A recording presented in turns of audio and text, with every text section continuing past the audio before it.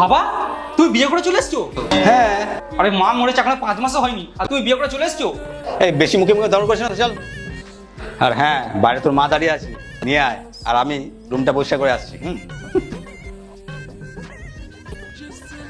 তুই তুই? আবে শালি, কি ওর বাবাকে বিয়ে করে নিয়েছিস? হ্যাঁ, তুই তো জানিস আমি তোকে ভালোবাসি না, আমি টাকা পয়সা ভালোবাসি, তাই তোর বাবাকে বিয়ে করে নিলাম। তাছাড়া তো তোর বাবা কয়েকদিন পরে মারা যাবে, আর তারপর এই প্রপার্টির মালিক পুরো আমি, আর তুই আমার চাকর। বাহ বাবু বাহ, নতুন মা আসতে না আসতে বন্ধুত্ব হয়ে গেছে। আরে বাবা তুমি জানো না এই মেয়েটার সাথে আমার হ্যাঁ জানি, আমি সব জানি।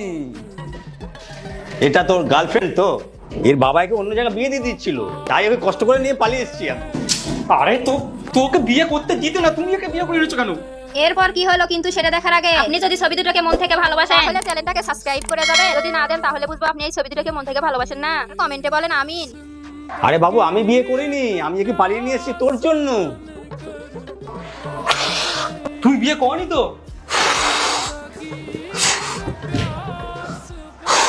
বাঁচা গেল। বাবা সত্যি বলো, তুমি ওকে বিয়ে করনি তো?